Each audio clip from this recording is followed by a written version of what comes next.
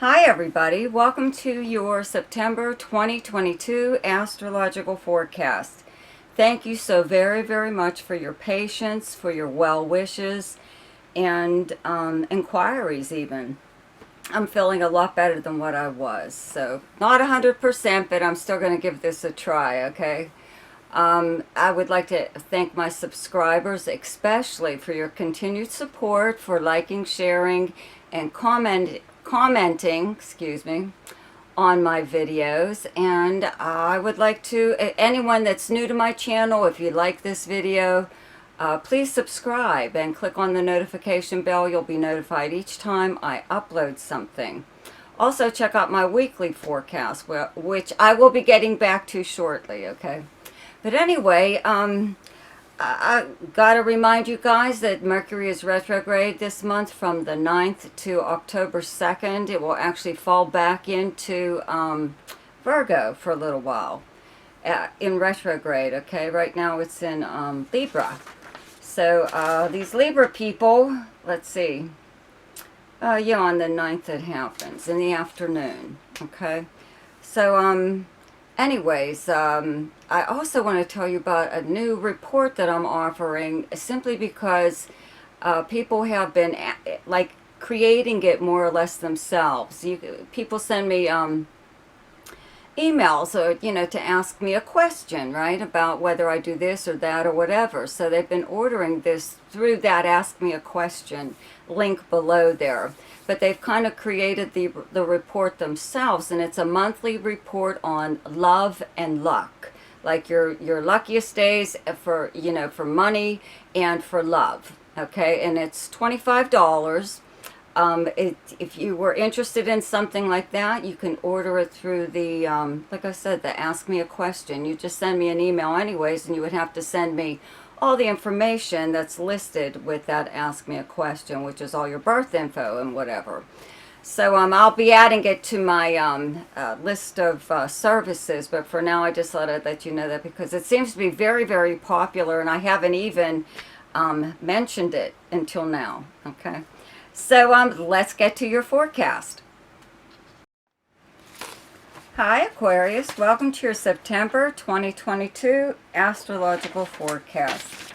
As you can see, I'm wearing glasses, but it's just because my allergies and my sinus and all that are acting up, so please excuse me. I don't usually wear them, so just bear with me for now, please.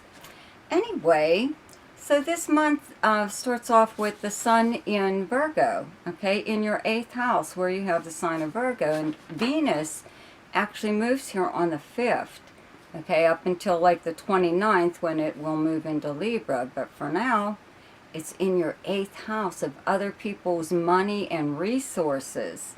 And passive money coming to you through means other than earning it. Okay, it's jointly held property and jointly held debt. This is the house of inheritances and legacies, insurance payouts, legal settlements, money from legal settlements, refunds, credits of any kind of financial institution like a bank or a credit card company, anything like that, okay? So, yeah, big money house here. So we've got actually a full moon on the 10th in the sign of Pisces in your 2nd house. Okay, that's where you have Pisces. It's directly across from this 8th house. So I would have to say, okay, because you've had Neptune in Pisces, has been transiting in Pisces for many years now. And your 2nd house is your money, period. Okay, how you earn your money. It's money from an income of some kind. Even if you're retired, or you just don't work at all, you still have to live off of something, right? So that's the stream of money that we're talking about, okay? So like having Neptune here kind of makes this area in your life sometimes a little bit foggy, unclear, hard to understand. Maybe tons of paperwork regarding, I don't know, investments that you have, or something or other you don't clearly understand. You just know that you're getting dividends or something or other, and that come in the mail every so often, but you're not really sure of exactly what's going on. Okay, you also may also own something that is very valuable and you're totally unaware of it. Okay, it could be, you know, something that was left to you even, you know, like as an inheritance or legacy or something or other, but it could be just something that like your parents always had, you know, and, you liked it, you always liked it, so they gave it to you. But, you know, you could check around and find out that it's considered a collectible or rare item of some kind. It could be worth money. But no one's really going to tell you that, though. You know what I mean? When it comes to selling it or finding out more about it, somebody could try to swindle you at this time. You know, I'm just mentioning this because you have planets in the 8th house, another money house, and this is, like I said, passive money. So if you are doing any kind of willing or dealing right now, really be sure to check that what someone is telling you is truthful. They could always like lie and say, oh, well, I didn't know, that's the way I was told, or blah, you know, brush it off and blame it on someone else. Just make sure that in regards, in any kind of talks that you are doing about money, okay, especially like even and talking to your creditors, you know, that they could be telling you that you owe this or that, and that might not be true, especially with a Mercury retrograde period going on right now. The month starts off with Mercury in fellow air sign Libra, which makes very nice trine to whatever planets you have in Aquarius, okay? So it's in your 9th house of legal matters, among many, many other things, okay? Well, this planet goes retrograde on the 9th and stays that way until October 2nd. And what happens is it goes retrograde and it falls back into Virgo again, back into your 8th house from your 9th house. So it's going to be something that's revisited, okay? Something in your 8th house will be revisited. So that, you know, you might as well try to get to it now. You know, try to figure out what the hell's going on. Get all your paperwork together so you can back up whatever it is that you have to prove. But this is in regards to money, and it's your money. You know, so there's something possibly going on here where you may be owed some kind of money, or maybe there's a legal settlement that you're unaware of, or an insurance payout, or some kind of payout that you didn't know anything about, but it's got your name on it, okay? 8th house is also the house of legacies and inheritances, okay? So, you know, with Venus here, though, from, like I said, the 5th till the 29th, okay, people are usually pretty helpful with you, like banks. Let's say you had to call a bank or a credit card company, and sometimes they're not very helpful, but a lot of times when Venus is in the 8th house, you'll have somebody that will, I don't want to say go the extra mile for you, because all they're doing is their job. You're just asking them to do their job, and everybody seems to think it's so special, and that really annoys me. Okay, because they're getting paid to do their job. They're not doing anything extra by looking at something for you and making sure that it's what it is, right? That's their job. Okay, but you might get someone pretty pleasant that does a lot of things for you. You know what I mean?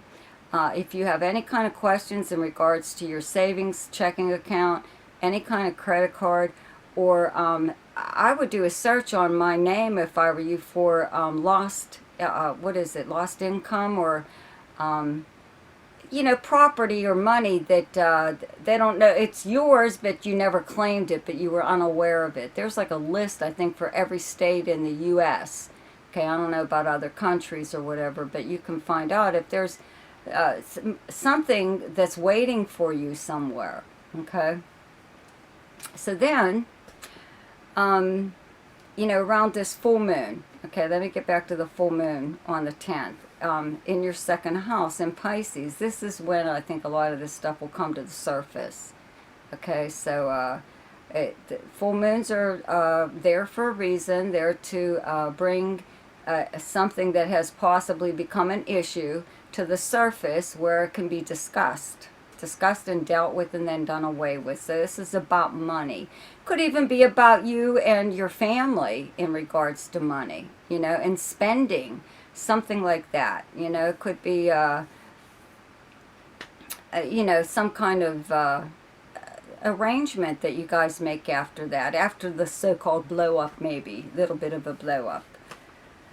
Anyway, the Sun moves into Libra on the 22nd, and Venus will move here on the 29th, and we'll cover that next month. And like I said, Mercury's here most of the month. So I would have to say that, you know, you're hearing, the 9th house is long-distance communications and travel. You have Jupiter in Aries in your 3rd house. Both of these houses are directly across from each other, and they're both communication and travel houses. 9th is long distance, okay? There's also a new moon here on the 25th in Libra. So I wouldn't be surprised if you got some kind of long distance phone call, some kind of communication. I would say phone call, but it could be, you know, just a letter. Could be regular postal mail, even just a card, you know, somebody dropping you to say that they're thinking about you. This could be from someone that you haven't heard from in a while.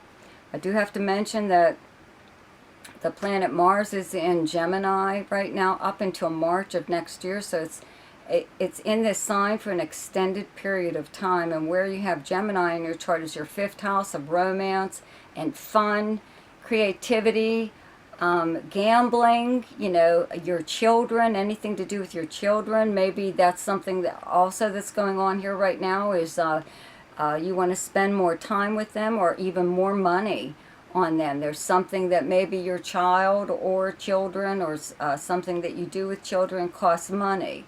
You know, maybe they're a part of some sports or something like that through school, and all those, their equipment is expensive if they're dancers or into cheerleading or so, whatever, anything like that. All of their uniforms, all of that is expensive. It really is.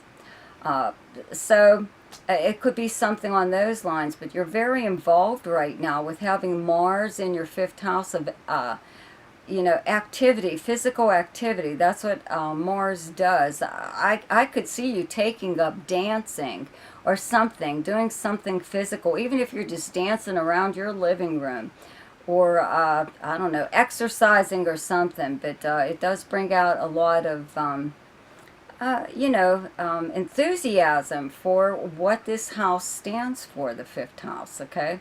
So you could be hearing, I want to say, from an old flame. Even long distance, you could hear from somebody that you used to go to school with, somebody that grew up with you.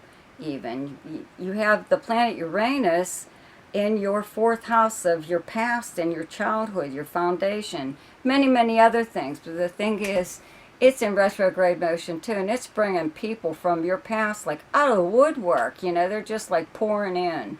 Okay. So you could have your choice even of one or two people from your past. Okay, so the best time to do something each month is when the moon is in your own sign, and the moon is in Aquarius on the 7th and 8th. The best time to lay low is when the moon is in your opposite sign, and your opposite sign is Leo, and those dates are the 20th and 21st. The best time for romance, recreation, creativity, fun, any kind of speculation or gambling, and anything to do with children is the 2nd, 3rd, 4th, 15th, 16th, 17th, and 30th. The best time for money is the 9th, 10th, 23rd, 24th, and 25th. The best time for your career is the 1st, 2nd, 27th, 28th, and 29th. And the best time for communication and travel is the 11th, 12th, 13th, 25th, 26th, and 27th.